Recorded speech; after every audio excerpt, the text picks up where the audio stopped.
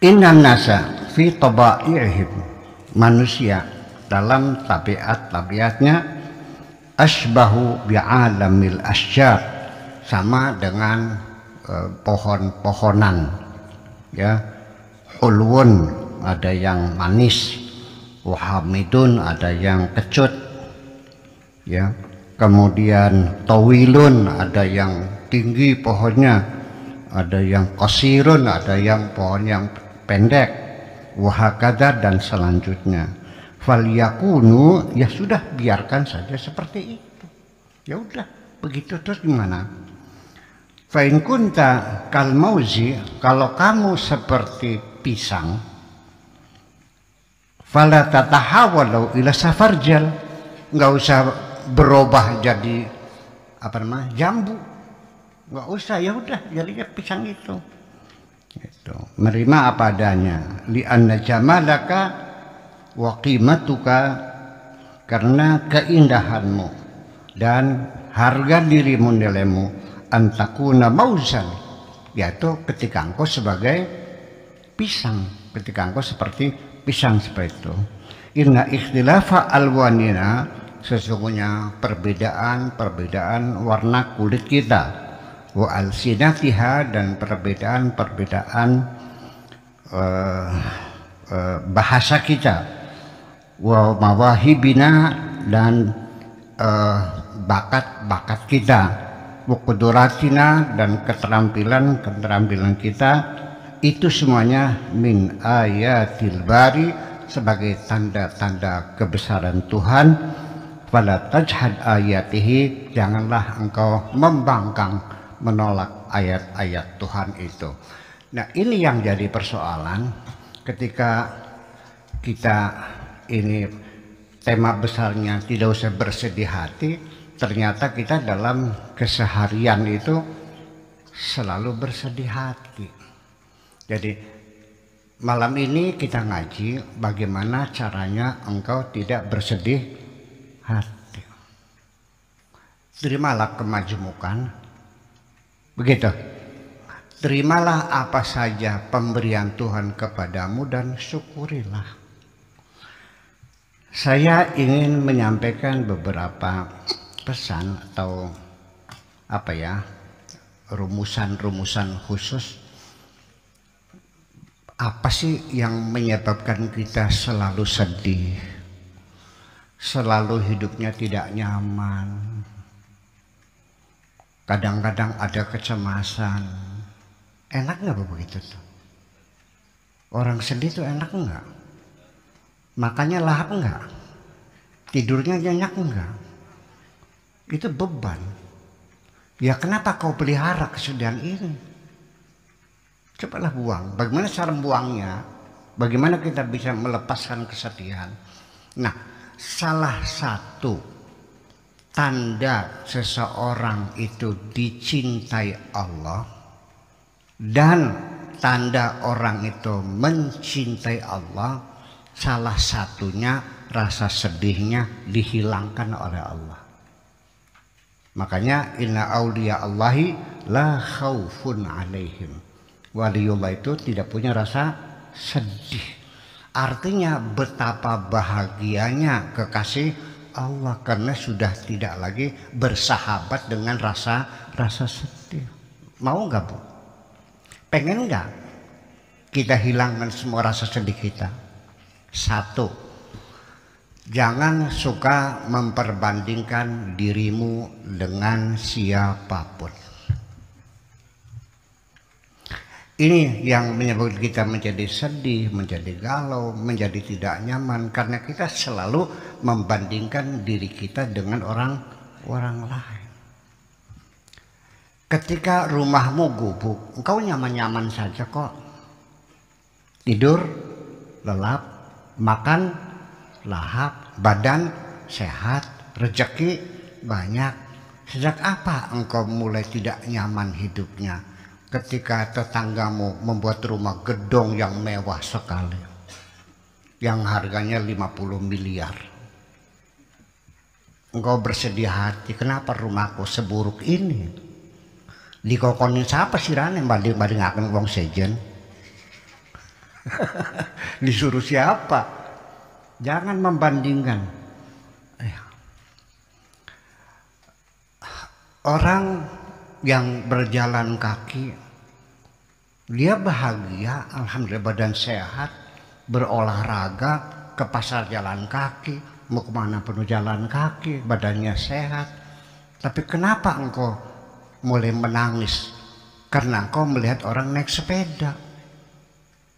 Enak banget ya sepeda, sekali goes 5 meter, goes 5 meter. Perang sira lepo, iya kan, nyampe, nangis lagi.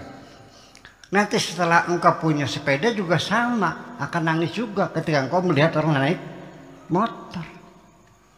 Dan seterusnya, setelah engkau punya motor, kamu masih nangis juga ketika melihat orang naik mobil. Jadi itu. Jadi selagi engkau masih memperbandingkan dirimu dengan orang lain, itu salah satu penyebab engkau hidupmu tidak nyaman, selalu kekurangan. Seperti itu. Nah, tetapi juga saya bisa mengerti ketika ada orang menganjurkan, bandingkanlah dirimu jangan dengan orang yang di atasmu.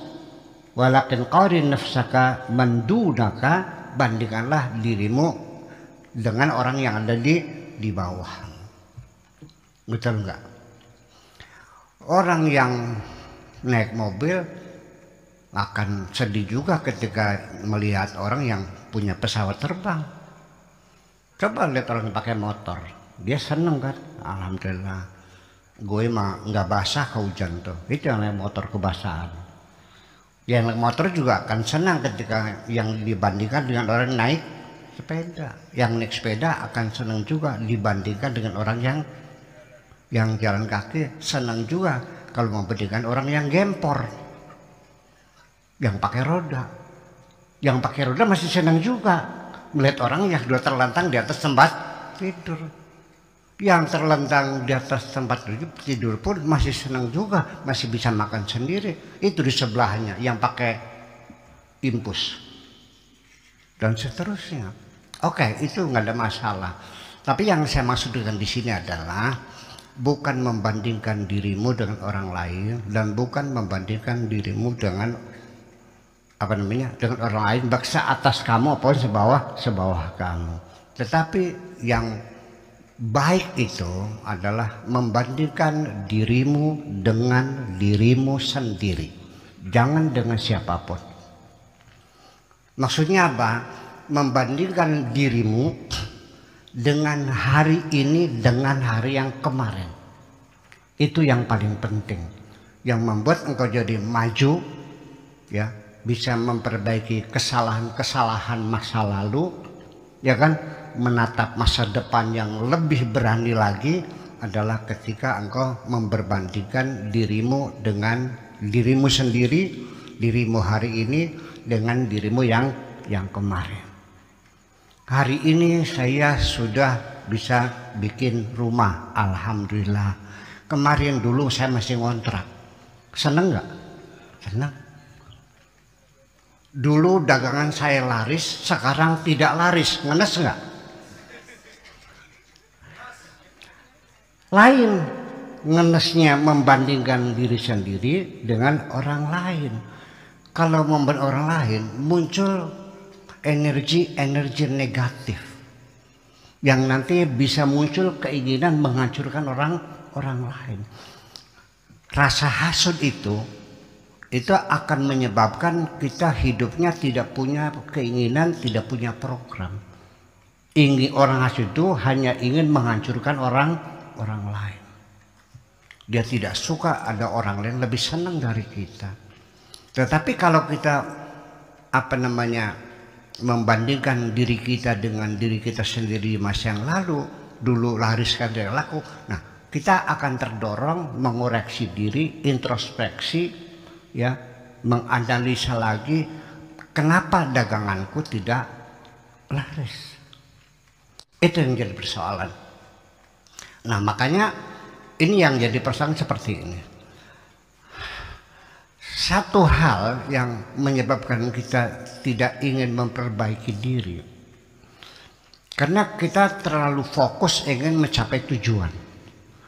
Padahal keberhasilan kita itu 50-50, 50% menggapai cita-cita, 50% memperbaiki kesalahan-kesalahan kita. Memperbaiki kesalahan adalah merupakan keberhasilan juga. Paham nggak? Udah, sekarang mau nanya ibu-ibu nih. Ibu-ibu nih buka warung sudah 20 tahun Bu ya. Laris. Tiba-tiba ada tetangga bikin warung lagi. Sama dagangannya, sembako juga. Mengkal beli. Mengkal. Iya. Baru buka saja bulu kita udah meremang-remang nih. Ternyata dengan berjalannya hari demi hari, ternyata warung tetangga lebih laris. Kelenger beli. Nah, disitulah peluang bagi setan membujuk kita, energi negatif itu masuk dalam pikiran kita. Bagaimana caranya supaya warung tetangga itu tidak laris? Datang kepada saya. Berapa ongkosnya Pak Kiai? Gelebusung. Iya, beneran. Saya bilang kalau doa penglarisan ada, tapi doa petumpuran mah nggak punya. Ya, saya nggak punya doanya teman. Ya, berapapun, pokoknya terima beres deh. Jangan pakai berit-berit lagi, pakai terima beres saja berapa. Ya, ini yang terjadi, kita tidak introspeksi. Jadi kalau kita biasa membandingkan diri kita, jangan melihat tangga lebih laris. Kalau kita melihatnya warung tangga lebih laris, memunculkan banyak energi yang negatif pada diri kita. Tapi kalau kita membandingkan dengan diri kita sendiri, kenapa dulu laris sekarang tidak? Di situ akan mencari solusi, problem solving muncul dalam diri kita. Coba diperhatikan Bu ya, kenapa warung tangga laris? Coba compare dengan hati yang sejuk, dengan pikiran yang tenang. Kenapa? Perhatikan, masih ada kelebihan yang dia miliki, betul nggak? Ternyata pembantunya cantik jelita. Aku pun tidak kalah. Keponakannya pecat. Cari pembantu yang lebih cantik lagi. Setelah berjalannya sekian hari, tetap juga nggak laris. Apalagi kekurangannya. Ternyata pembantunya di sana tuh bukan cantik saja, tapi ramah. Pembantumu judes. Aja nganak-nganak, tuku ya tuku, beli pada rusak bener. Ngomongnya judes banget. Jangan pegang terus, kalau beli yang enggak. Gimana gitu? Akhirnya di training kepribadian. Yang di Jakarta di sana tuh. Sama dia Teguh ya latihnya. Bagaimana berpenampilan yang kira-kira menarik latih. Oke, udah pintar. Masih nggak laku juga. Cari dong apa sebabnya. Oh ternyata warung tangga boleh utang. Warung kamunya nggak boleh utang. Tidak boleh utang. Udah tidaknya ditutup. Artinya boleh. Tadi kan tidak boleh utang. Itu tidaknya. Jadi boleh utang. Masih nggak laku juga. Apalagi? Terus digali yang jujur. Coba introspeksi itu, kelemahannya adalah ketidakjujuran kita dengan diri kita sendiri. Itu kelemahannya. Ternyata harganya lebih miring. Bedanya nggak banyak sih. Ya 500 perak lah. Tapi kan dikalikan kan banyak juga akhirnya. Ya sudah harganya disamain. Nah setelah sama, ya terjadi akhirnya lakunya sama juga. Selesai, nggak usah kita membenci tetangga yang dagangannya laris. Begini Ibu sekalian, engkau merasa tersaingi ketika ada tangga buka warung lagi. Lalu ada buka warung lagi sebelahnya lagi 3. Masih marah juga. 4 warung, 5 warung, 100 warung, 1000 warung, jadi pasar, laris KBJ. Betul nggak? Jadi bukan warung itu yang mengurangi rezekimu. Nanti timbulnya hasud. Akhirnya nanti masakannya diaburi racun. Yang sering terjadi di dagangan jajanan anak-anak di SD tuh, yang pada apa? Yang pada mutabir, pada sakit itu. Ya karena itu persaingan mereka yang diuburin racun tikus. Akhirnya kan jahat akhirnya. Betul nggak? Nah itu sama-sama itu. Jadi satu, pengen nyaman, jangan pernah membandingkan dirimu dengan orang lain. Bandingkanlah dirimu dengan dirimu sendiri 5 masa yang lalu dengan yang sekarang. Kalau ada kekurangan, perbaiki. Itu menuju keberhasilan. Kemudian satu, yang kedua, supaya kita jangan selalu sedih hati, banyak bersyukur kepada Allah Subhanahu wa Ta'ala. Jangan menyedihi sesuatu yang hilang dari diri kita. Sebetulnya hanya nikmat kecil yang hilang gitu. Yang masih tersisa nikmat Allah tak terhingga. Kenapa kau lupakan nikmat Allah yang sebanyak itu? Hanya kau menyedihi sesuatu yang kecil yang hilang itu. Betul nggak?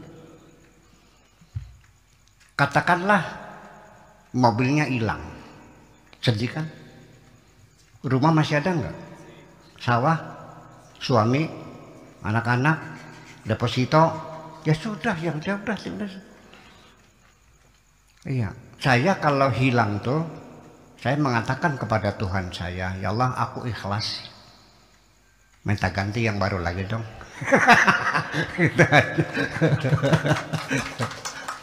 Nyatanya betul aja. Setiap yang diambil oleh Allah, saya punya praduga baik. Ini Allah akan mengganti dengan yang lebih baik. Sendal hilang, dapat yang baru lagi kok.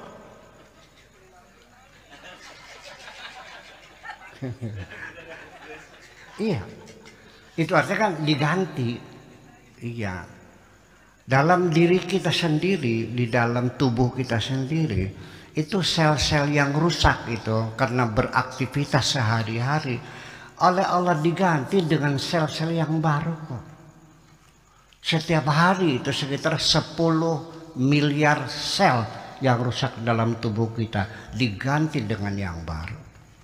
Ya, sehingga tubuh kita sekarang ini adalah bukan tubuh kita waktu kecil lagi, sudah lain. Ya, sudah sel baru semuanya itu. Ya, jadi kita banyak bersyukur kepada Allah Subhanahu wa Ta'ala. Yang masih banyak ya sudah kita nikmati, ya, yang hilang ya sudah kita ikhlaskan, ya. Gagal panen ya sudahlah, yang teguh hatimu dia sawahnya gagal panen kena apa, wereng ya, kena wereng ya sudah, jangan sampai pingsan di galengan. Setelah pingsan sawahnya jadi enggak juga kan, ya udah pulang ke rumah, panggil tukang traktor lagi, tanam lagi, kan begitu. Tiba-tiba baru mulai tumbuh kebanjiran, tenggelam, log-log kabeh ini. Sedih nggak? Nggak usah. Ditraktor lagi, ditanam lagi. Ternyata hujan nggak turun-turun, kekeringan. Traktor lagi enggak? Traktor lagi. Ya kan gitu. Terus kenapa? Kena apa namanya tuh? Kena April ya. Putih itu. Gagal lagi, tanam lagi, gagal lagi, sampai akhirnya entok-entokan. Tinggal celana poket. Celana poket itu celana pendek ya.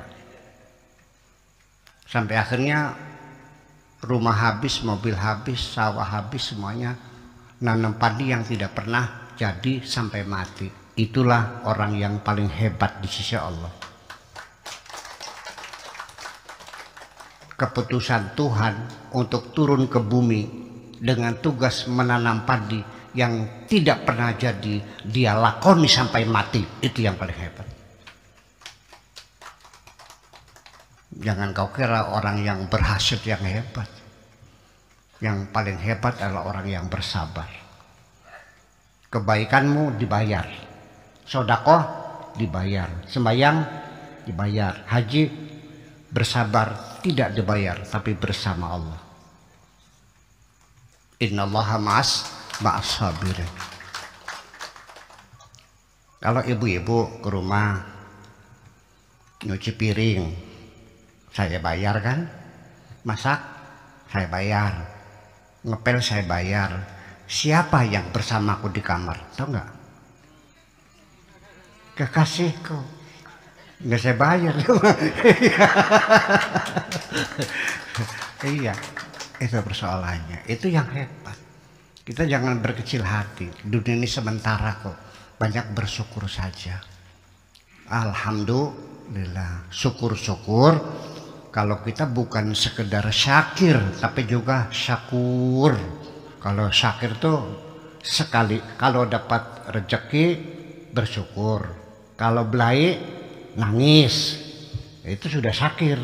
Tapi kalau selalu bersyukur, itulah innahu kana abdan syakura. Dapat duit banyak, alhamdulillah. Dapat sedikit, nggak dapat duit, duitnya hilang. Lulus dah jadi wali semua nih. Iya, semuanya alhamdulillah. Nggak dapat suami,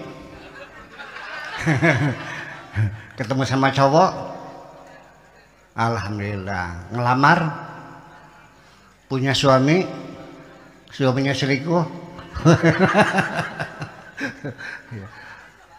Nah, ketika ibu-ibu selalu memuji Allah dalam kondisi apapun, ya, selalu alhamdulillah, maka Tuhan berjanji, apapun yang keluar dari mulutmu pasti aku dengarkan.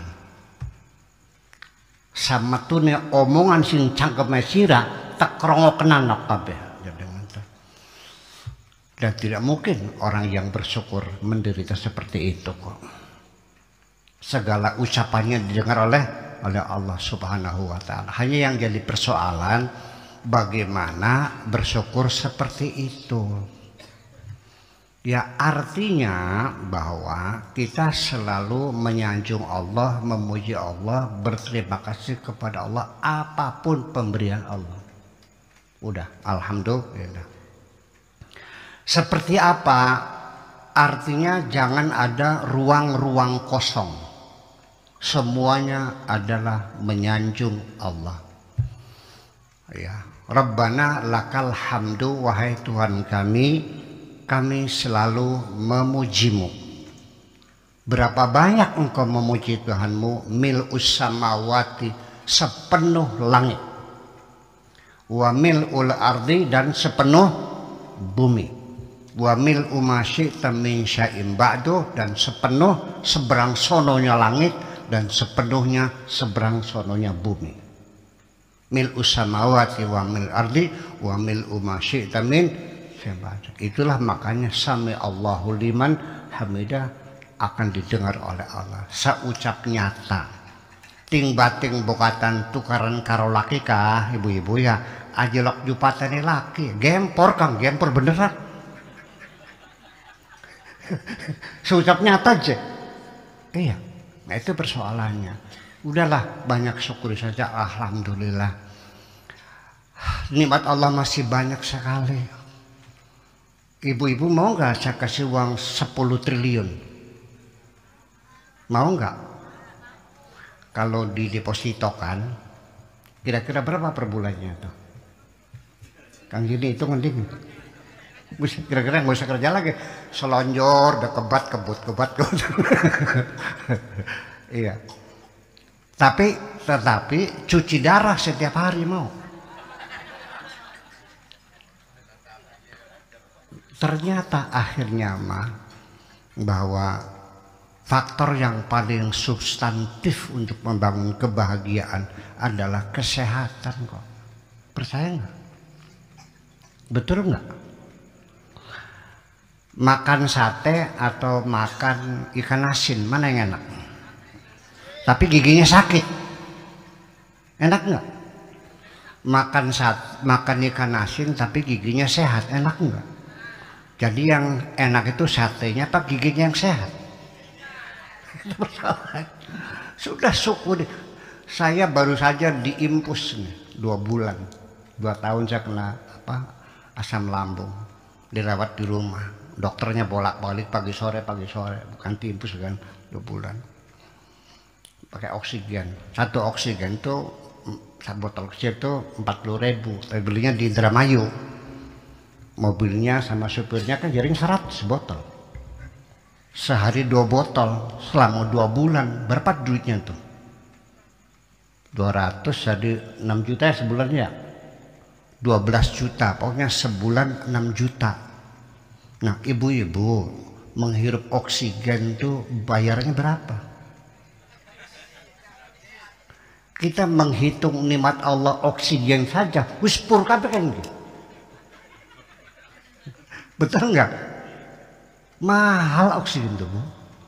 Ternyata ya iya. Kita diberi kesehatan, ya sudahlah. Yang penting sehat, bersyukurlah, alhamdulillah. Ya. Yang menyebabkan kita ini tidak nyaman karena kita tidak bersyukur, lalu akhirnya membandingkan dengan orang lain. Itu yang menyebabkan kita tidak nyaman. Sekarang begini Ibu sekalian, nasi sama tempe saja makannya, nggak ada kecap, nggak ada sambal, nasi sama tempe. Saya yakin kalau kita makannya konsentrasi dengan penuh rasa syukur, alhamdulillah hari ini saya masih bisa dikasih makan sama Allah, masih ada nasi, ada tempe. Yang penting nikmati apa adanya dengan rasa syukur dan terkonsentrasi. Mata kita melihat tempe, tangannya pegang tempe, giginya gigit, tenggorokannya nelen, pikirannya mikirin nikmat kok. Sebabnya kita makan tempe nangis karena engkau memperbandingkan orang lainnya makan pakai sate. Betul nggak? Nangis makanya nih. Lihat orang di depan makan sambal goreng, dendeng, pergedel, tokowok, encrot, kerupuk, keripik, opak, lantak, regidak. Iya, yang makannya mewah, nangis. Itu salah satu. Hilangkan semua itu. Jangan memperbandingkan dirimu dengan orang lain. Yang kedua, banyak bersyukur. Insya Allah nyaman. Ya. Jadi artinya bahwa kebahagiaan yang kau cari tidak ada di luar kau, adanya di dalam dirimu sendiri. Ya, kesedihanmu adanya di dalam otakmu, bukan pada yang ada yang di luar. Pikiranmu yang membuat kamu jadi sedih, jadi sengsara. Percayalah. Yuk kita perbaiki diri kita semuanya. Kemudian yang ketiga, kita juga masih banyak berpikir positif. Ini juga yang mengganggu kita tidak nyaman hidup ini, sedih melulu, ngenes melulu, marah melulu. Itu karena pikiran kita negatif. Praduga-praduga buruk kepada Allah, praduga buruk kepada sesama hamba Allah. Ketika ibu-ibu sudah punya curiga kepada istri suami yang berselingkuh, hidupmu sudah tidak nyaman kok. Lakinya teka telat, yo, meriang beli, meriang, mampir, iya. Sampai kepada tetangga kita punya curiga, tetangga tidak suka kepada diri kita. Padahal tetangganya nggak ada masalah kok. Dia kirim makanan, dimakan nggak? Dibuang kok. Mempersulit diri kita sendiri. Jadi artinya kita adalah inna ba'da dzanni ismun, ya, sebagian dugaan itu adalah dosa. Jadi kita selalu berhusnudzan saja, berpraduga baik, praduga positif, hilangkan praduga-praduga, pikiran-pikiran yang negatif semacam itu. Karena kita tidak tahu, Itu persoalannya. Bahkan sampai musibah-musibah yang menimpa diri kita juga, ketika kita berpikir positif itu tidak menjadi masalah. Bahkan kecelakaan bisa menjadi nikmat juga. Terjadi enggak kecelakaan tapi jadi nikmat. Nah, ini ceritanya orang Cirebon nih yang berusahanya rotan ya kan, bener ya, rotan.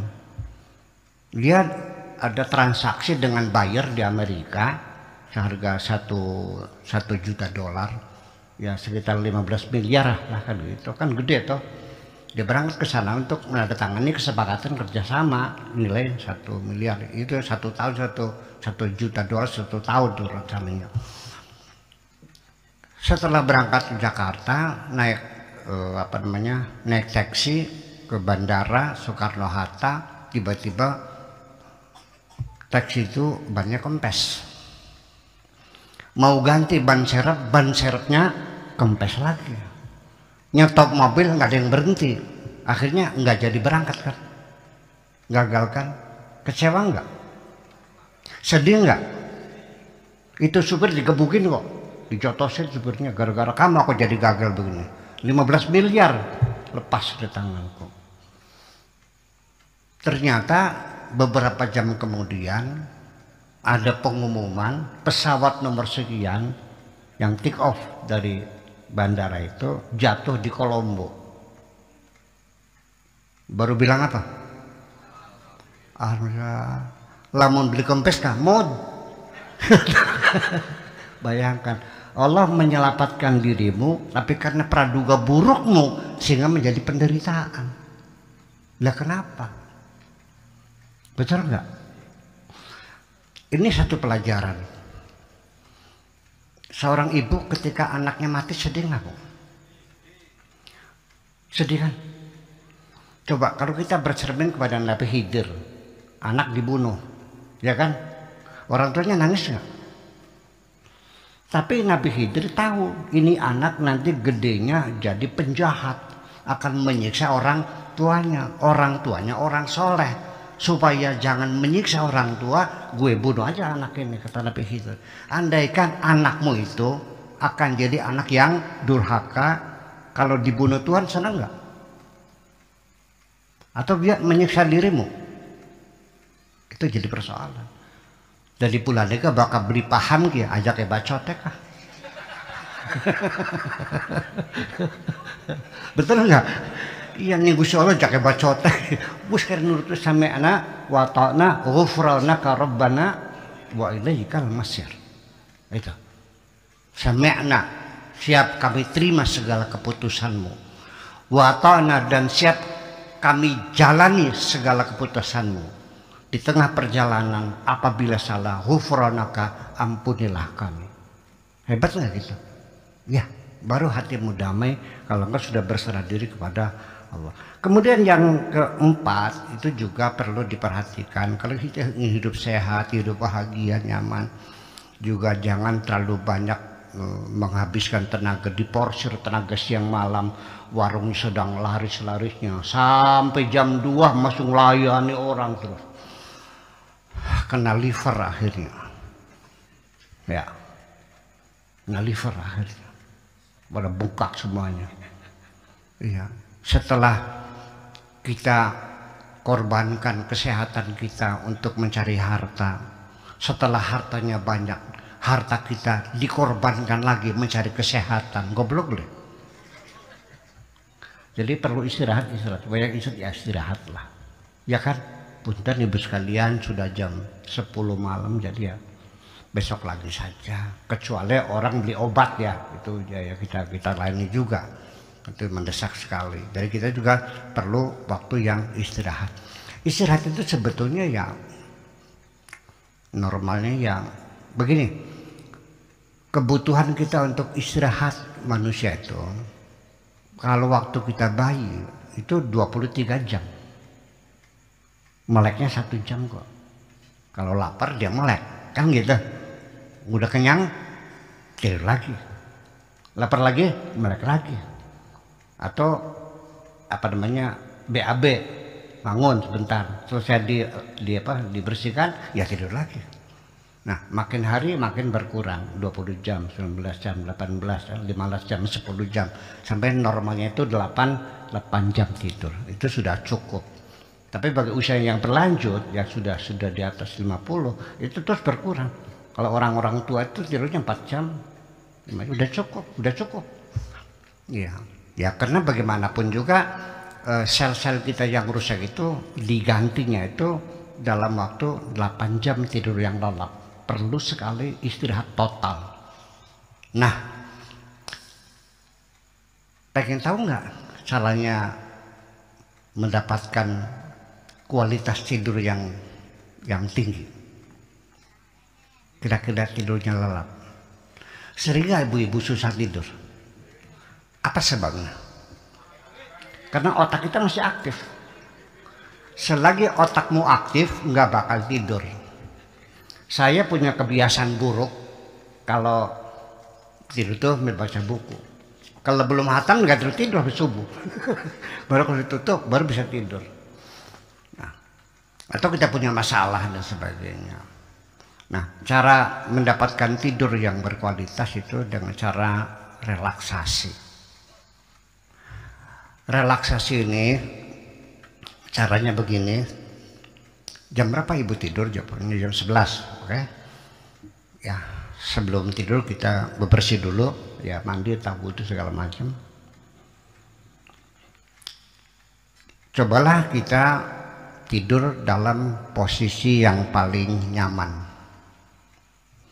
Seperti apa? Kita merasakan sendiri, masing-masing punya kenyamanan yang berbeda-beda.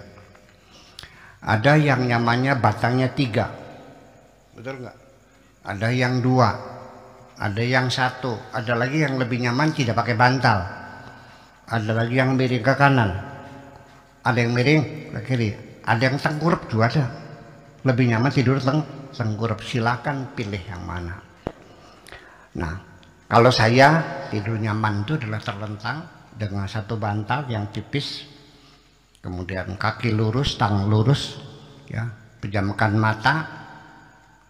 Perintahkan kaki, wahai kaki, diam kau, jangan bergerak sedikit pun. Wahai tangan, diam, jangan bergerak sedikit pun. Mata pejamkan, telinga abaikan apapun yang kau dengarkan. Pikiran berhenti berpikir, tarik nafas yang dalam sampai sepenuh perut kita. Lalu kita lepaskan perlahan-lahan.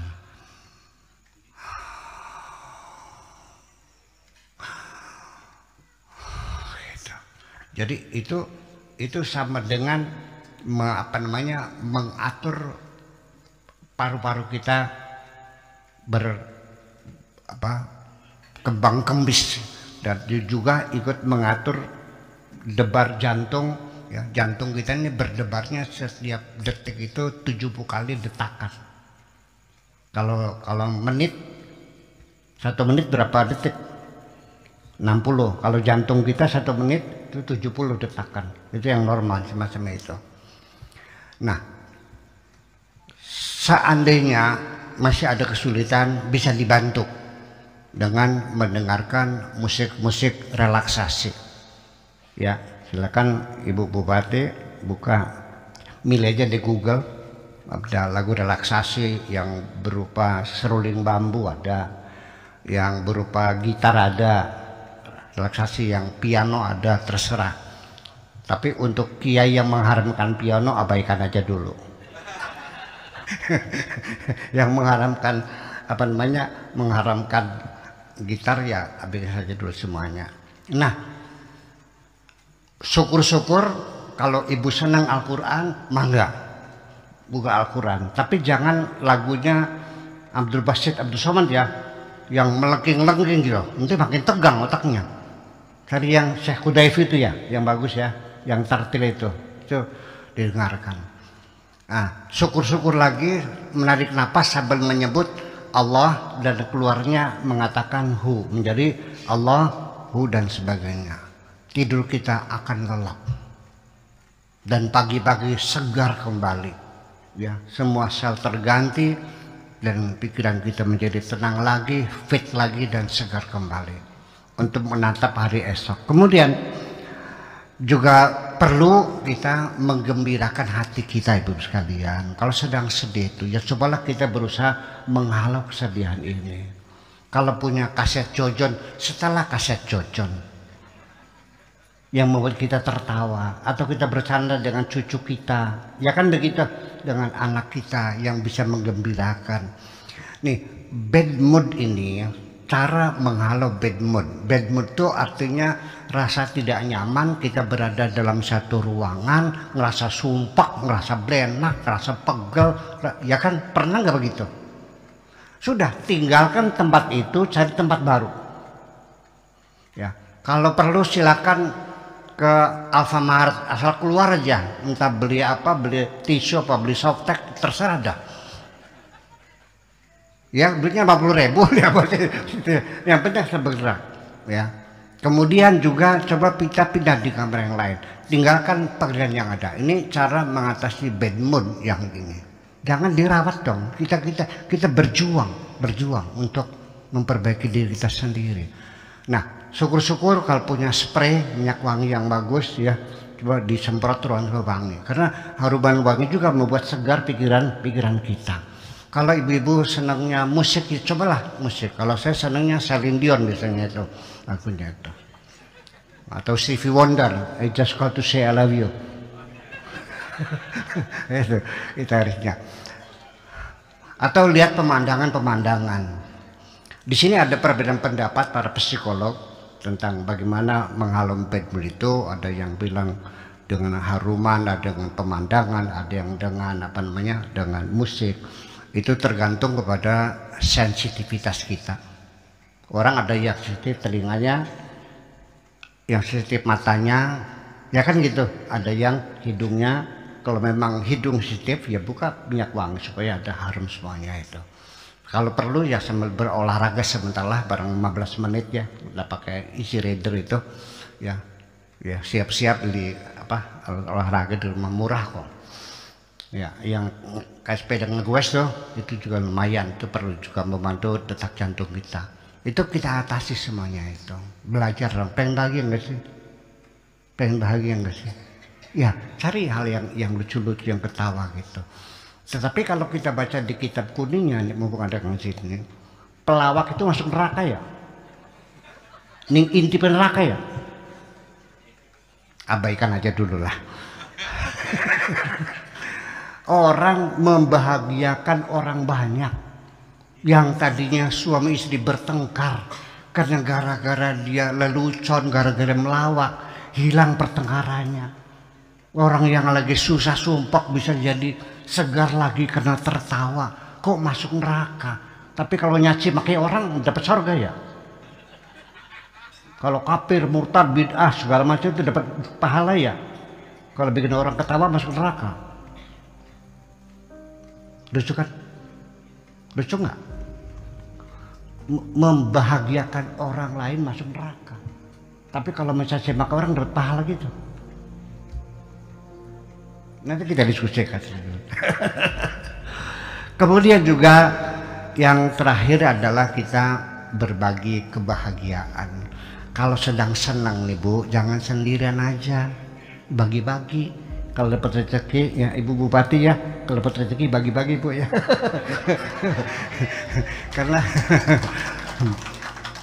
karena kebahagiaan ini kalau kita bagikan itu tidak berkurang, malah bertambah. Tapi kalau kesedihan kita bagikan, berkurang kesedihannya. Apa bedanya? Kalau kita bahagia, kita bagikan, kebahagiaannya bertambah. Tapi kalau kesedihan perlu dibagikan supaya berkurang. Betul nggak? Ya, panggil teman, ngobrol aplik sudah plong itu. Ada rasa nyaman kita karena sudah kita kuras semua. Jadi semua yang tersimpan di dalam memori kita ini sudah padat. Itu tolong dibersihkan. Jangan biarkan sampah-sampah itu kau simpan di dalam hatimu. Sebab memori kalau sudah penuh itu akan mengganggu emosi. Dan emosi akan mengganggu otak kita. Akhirnya kita otaknya menjadi off. Itulah akhirnya kita sering lupa, kadang-kadang tidak mampu konsentrasi, sampai badan rasa pada gatal, kuping pating gerebeg, kepala nyut.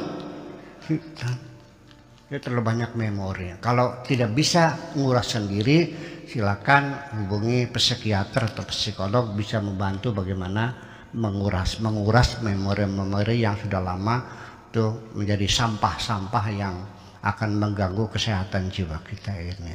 Yang penting hari ini temanya tidak usah kita bersedih hati. Terima kasih.